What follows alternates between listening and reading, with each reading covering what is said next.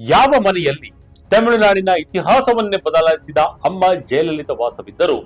ಯಾವ ಪೋಯಸ್ garden house ಒಂದು ಕಾಲದಲ್ಲಿ ತಮಿಳುನಾಡಿನ ಅಸಲಿ ಪವರ್ ಸೆಂಟರ್ ಆಗಿತ್ತು, ಅದೇ ಐಕಾನಿಕ್ ವೇದಾ ನಿಲಯಂ ಬಂಗಲೆಗೆ ಈಗ ತಮಿಳುನಾಡಿನ ನೂತನ ಮುಖ್ಯಮಂತ್ರಿ ದಳಪತಿ ವಿಜಯ್ ಎಂಟ್ರಿ ಕೊಡ್ತಿದ್ದಾರೆ. ಎಸ್ ವೀಕ್ಷಕರೇ, ಕಳೆದ 4-5 ದಿನಗಳಿಂದ ಇಡೀ ತಮಿಳುನಾಡು ಮಾಧ್ಯಮಗಳು ಮತ್ತು ಸೋಷಿಯಲ್ ಮೀಡಿಯಾದಲ್ಲಿ ಈ ಒಂದು ಸುದ್ದಿ ಸಿಕ್ಕಾಬಟ್ಟೆ ವೈರಲ್ ಆಗ್ತಾ ಇದೆ. ಮುಖ್ಯಮಂತ್ರಿಯಾಗಿ ಅಧಿಕಾರ ವಹಿಸಿಕೊಂಡ ಕೇವಲ 2 ತಿಂಗಳಲ್ಲಿ ವಿಜಯ್ ರವರು ಇಂತಹದೊಂದು ದೊಡ್ಡ ನಿರ್ಧಾರಕ್ಕೆ ಬಂದಿದ್ದಾರಂತೆ. ಈ ಒಂದು ಡೀಲ್ ನ ಹಿಂದೆ ಇರುವ ಅಸಲಿ ಕಾರಣ ಕೇವಲ ಟ್ರಾಫಿಕ್ ಸಮಸ್ಯೆ ಎಂದು ಹೇಳ್ತಿದ್ದಾರೆ. ಆದರೆ ಇದರ ಹಿಂದೆ ದೊಡ್ಡದೊಂದು ರಾಜಕೀಯ ಲೆಕ್ಕಾಚಾರ ಆಗಿದೆ. ಅದರಲ್ಲೂ ಈ ಸುದ್ದಿಗೂ ತಲೈವ ಸೂಪರ್ ಸ್ಟಾರ್ ರಜನಿಕಾಂತ್ ಅವರು ಕೂಡ ರಿಲೇಟ್ ಆಗ್ತಾ ಇದ್ದಾರೆ. ಎಲ್ಲರಿಗೂ 1996ರ ಘಟನೆಯೊಂದು ನೆನಪಿಗೆ ಬರುತ್ತಿದೆ. ಹಾಗಾದ್ರೆ ಏನದು ಪೋಯಸ್ ಗಾರ್ಡನ್ ಮನೆಯ ಡೀಲ್ ಕತೆ? ಈ ಪ್ರಾಪರ್ಟಿಯ ಇತಿಹಾಸ ಮತ್ತು ಈಗಿನ ಕಾನೂನು ಹೋರಾಟ ಎಲ್ಲಿದೆ? ವಿಜಯರವರ ನೀಲಾಂಗರೆ ಟು ಸೆಕ್ರೆಟರಿಯೇಟ್ ಟ್ರಾವೆಲಿಂಗ್ ಕತೆ ಏನು? ರಜನಿಕಾಂತ್ ಅವರಿಗೂ ಲಿಂಕ್ ಮಾಡ್ತಿರೋದು ಯಾಕೆ? ಬನ್ನಿ ಇವತ್ತಿನ ವಿಡಿಯೋದಲ್ಲಿ ಎಲ್ಲವನ್ನು ನೋಡೋಣ. ಜಯಲಲಿತಾ ಮನೆ ಖರೀದಿಸ್ತಾರ ದಳಪತಿ ವಿಜಯ್? 350 ಕೋಟಿ ರೂಪಾಯಿ ಡೀಲ್ ಹಿಂದಿರುವ ರಹಸ್ಯವೇನು? ಎಸ್ ವೀಕ್ಷಕರೇ, ನಮಗೆಲ್ಲ ಗೊತ್ತಿರುವ ಹಾಗೆ ನಟ ವಿಜಯ್ ಇತ್ತೀಚೆಗಷ್ಟೇ ತಮಿಳುನಾಡಿನ ಮುಖ್ಯಮಂತ್ರಿಯಾಗಿ ಪ್ರಮಾಣ ವಚನ ಸ್ವೀಕಾರ ಮಾಡಿದ್ದಾರೆ. ಅವರು ಅಧಿಕಾರ ವಹಿಸಿಕೊಂಡು ಈಗ ಸುಮಾರು 2 ತಿಂಗಳು ಕಳೆದಿವೆ. ವಾರದ 5 ದಿನಗಳ ಕಾಲ ಅವರು ಅತ್ಯಂತ ಶಿಸ್ತಿನಿಂದ ಕೆಲಸ ಮಾಡುತ್ತಿದ್ದಾರೆ. ಪ್ರಸ್ತುತ ಅವರು ಚೆನ್ನೈನ ನೀಲಂಗರೆಯಲ್ಲಿರುವ ತಮ್ಮ ಸಮುದ್ರ ತೀರದ ಭವ್ಯ ಬಂಗಲೆಯಲ್ಲಿ ವಾಸವಾಗಿದ್ದಾರೆ. ಅಲ್ಲಿಂದ ಪ್ರತಿದಿನ ಬೆಳಗ್ಗೆ ಸುಮಾರು 17 ಕಿಲೋಮೀಟರ್ ದೂರದಲ್ಲಿರುವ ಮರೀನಾ ಬೀಚ್ ಬಳಿಯ ರಾಜಾಜಿ ರಸ್ತೆಯಲ್ಲಿರುವ ತಮಿಳುನಾಡು ಸಚಿವಾಲಯಕ್ಕೆ ಅಂದರೆ ಸೆಕ್ರೆಟರಿಯೇಟ್ಗೆ ಕಾರ್ನಲ್ಲಿ ಬಂದು ಹೋಗ್ತಾರೆ. ಒಬ್ಬ ಸಾಮಾನ್ಯ ಗವರ್ನಮೆಂಟ್ ಉದ್ಯೋಗಿಯಂತೆ ಬೆಳಿಗ್ಗೆ 10 ಗಂಟೆಗೆ ಬಂದು ಸಂಜೆ 6 ಗಂಟೆವರೆಗೆ ಕಚೇರಿಯಲ್ಲಿ ಕಳೀತಾರೆ. ಮಧ್ಯಾಹ್ನದ ಊಟವನ್ನು ಕೂಡ ಮನೆಯಿಂದಲೇ ತರಿಸಿಕೊಳ್ತಾರಂತೆ. ಆದರೆ ಇಲ್ಲಿ ಮುಖ್ಯವಾಗಿ ಎದುರಾಗುತ್ತಿರುವ ದೊಡ್ಡ ಸಮಸ್ಯೆ ಎಂದರೆ ಈಸ್ಟ್ ಕೋಸ್ಟ್ ರೋಡ್ ಅಥವಾ ಇಸಿಆರ್ ರಸ್ತೆಯಲ್ಲಿ ಉಂಟಾಗುತ್ತಿರುವ ಟ್ರಾಫಿಕ್ ಕಿರಿಕಿರಿ ತಪ್ಪಿಸಲು 350 ಕೋಟಿ ಡೀಲ್. ಮುಖ್ಯಮಂತ್ರಿ ವಿಜಯರವರು ಸಾಗುವ ಮಾರ್ಗದಲ್ಲಿ ಅವರ ಕಾವಲು ಮತ್ತು ಭದ್ರತಾ ವಾಹನಗಳು ಅಂದರೆ ಕಾನ್ವಾಯ್ ಸುಲಭವಾಗಿ ಸಾಗಲು ಪ್ರತಿದಿನ ಬೆಳಗ್ಗೆ ಮತ್ತು ಸಂಜೆ ಪೊಲೀಸರು ಇಡೀ ಟ್ರಾಫಿಕ್ ಅನ್ನ ಕಂಟ್ರೋಲ್ ಮಾಡಬೇಕಾಗಿದೆ. ಸಾರ್ವಜನಿಕರ ವಾಹನಗಳನ್ನ ರಸ್ತೆಯ ಬದಿಯಲ್ಲಿ ತಡೆ ಹಿಡಿಬೇಕಾಗುತ್ತೆ. ಇದರಿಂದ ಶಾಲಾ ಕಾಲೇಜುಗಳಿಗೆ ಹೋಗುವ ವಿದ್ಯಾರ್ಥಿಗಳು ಮತ್ತು ಕೆಲಸಕ್ಕೆ ಹೋಗುವ ಆಫೀಸ್ ಉದ್ಯೋಗಿಗಳಿಗೆ ಭಾರಿ ಸಮಸ್ಯೆ ಆಗುತ್ತಿದೆ ಎಂದು ದೂರುಗಳು ಕೇಳಿ ಬರ್ತಿದ್ದಾವೆ. ಸುಮಾರು 17 ಕಿಲೋಮೀಟರ್ ಉದ್ದಕ್ಕೂ ಸಂಚಾರ ಪೊಲೀಸರು ಅಲರ್ಟ್ ಆಗಿರಬೇಕಾಗುತ್ತೆ. ಈ ದೊಡ್ಡ ಸಾರ್ವಜನಿಕ ಕಿರಿಕಿರಿ ಮತ್ತು ಟ್ರಾಫಿಕ್ ಸಮಸ್ಯೆಯನ್ನ ತಪ್ಪಿಸಲು ಮುಖ್ಯಮಂತ್ರಿ ವಿಜಯ್ ರವರು ಸೆಕ್ರೆಟರಿಯೇಟ್ ಹತ್ತಿರವಿರುವ ಜಾಗಕ್ಕೆ ತಮ್ಮ ನಿವಾಸವನ್ನ ಬದಲಾಯಿಸುವುದು ಒಳ್ಳೆಯದು ಎಂದು ಅವರು ಆಪ್ತರು ತಮ್ಮ ಮತ್ತು ಭದ್ರತಾ ಅಧಿಕಾರಿಗಳು ಸಲಹೆ ನೀಡಿದ್ದಾರೆ ಎನ್ನಲಾಗಿದೆ.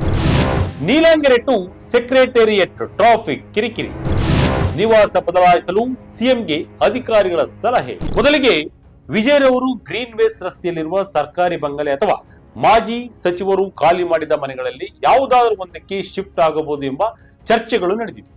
ಆದರೆ ಈಗ ಬಂದಿರುವ ಲೇಟೆಸ್ಟ್ ರಿಪೋರ್ಟ್ಗಳ ಪ್ರಕಾರ ವಿಜಯ್ ರವರು ನೇರವಾಗಿ ಪೋಯಸ್ ಗಾರ್ಡನ್ ನಲ್ಲಿರುವ ಮಾಜಿ ಮುಖ್ಯಮಂತ್ರಿ ಜಯಲಲಿತಾ ರವರ ವಾಸಸ್ಥಳವಾಗಿದ್ದ ವೇದಾ ನಿಲಯಮನ್ನ ಖರೀದಿಸಲು ಮಾತುಕತೆ ನಡೆಸುತ್ತಿದ್ದಾರೆ ಎನ್ನಲಾಗ್ತಿದೆ. ವೇದಾ ನಿಲಯಂ ಬಂಗಲೆ ಸುಮಾರು 24,000 ಚದುರ ಅಡಿ ವಿಸ್ತೀರ್ಣ ಹೊಂದಿರುವ ಅತ್ಯಂತ ಭವ್ಯ ಹಾಗೂ ಐಷಾರಾಮಿ ಮನೆಯಾಗಿದೆ.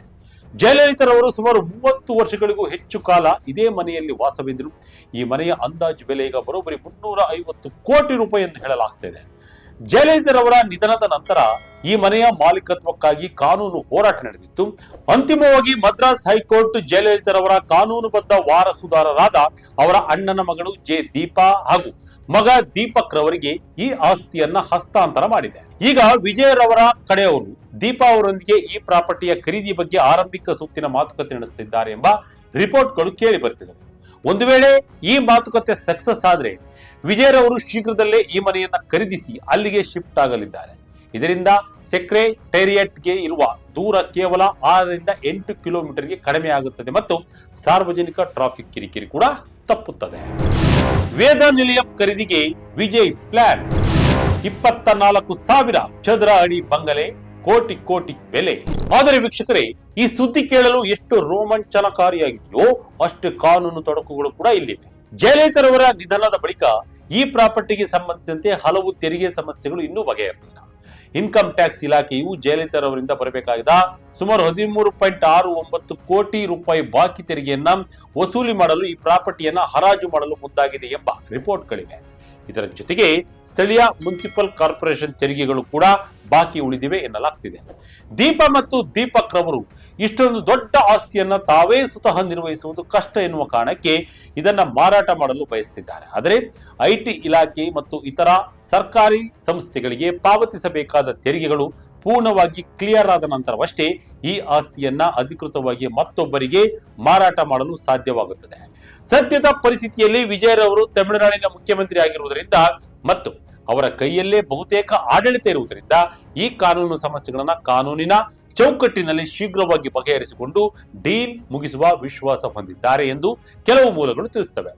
ಆದರೂ ಈವರೆಗೆ ವಿಜಯರವರ ಕಡೆಯಿಂದಾಗಲಿ ಅಥವಾ ಜೆ ದೀಪರವರ ಕಡೆಯಿಂದಾಗಲಿ 350 ಕೋಟಿ ರೂಪಾಯಿ ಡೀಲ್ ಬಗ್ಗೆ ಯಾವುದೇ ಅಧಿಕೃತ ಹೇಳಿಕೆ ಹೊರಬಿದ್ದಿಲ್ಲ. ಮುಂದೆ ಏನಾಗುತ್ತೋ ನೋಡೋಣ. 1996ರ ಅದೊಂದು ಘಟನೆ ರಿಪೀಟ್ ಆಗುತ್ತಾ?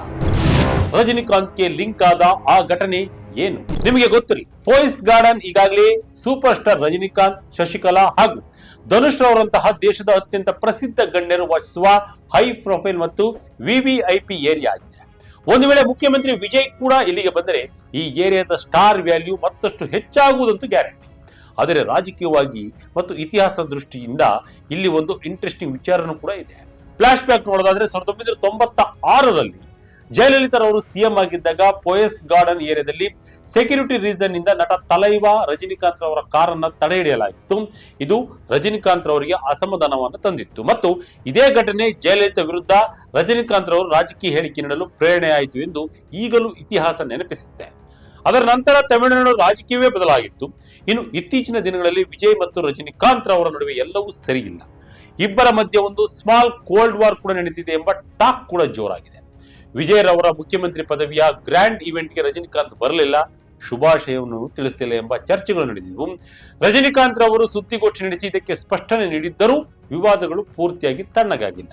ಈ ಇಡೀ ಹಿನ್ನೆಲೆಯಲ್ಲಿ ಈಗ ವಿಜಯರವರೇ ಪೋಯಸ್ ಗಾರ್ಡನ್ನ ಜಯಲಲಿತಾರವರ ಹಳೇ ಮನೆಗೆ ಮುಖ್ಯಮಂತ್ರಿಯಾಗಿ ಪ್ರವೇಶ ಮಾಡಿದ್ರೆ ಹೊಸ ಮಾದರಿಯ ರಾಜಕೀಯ ಸಮೀಕರಣಗಳು ಮತ್ತು ಹೊಸ ಚರ್ಚೆಗಳು ಹುಟ್ಟಿಕೊಳ್ಳಬಹುದು ಎಂಬುದನ್ನ ಅಲ್ಲೆಗೆಳೆಯುವಂತಿಲ್ಲ.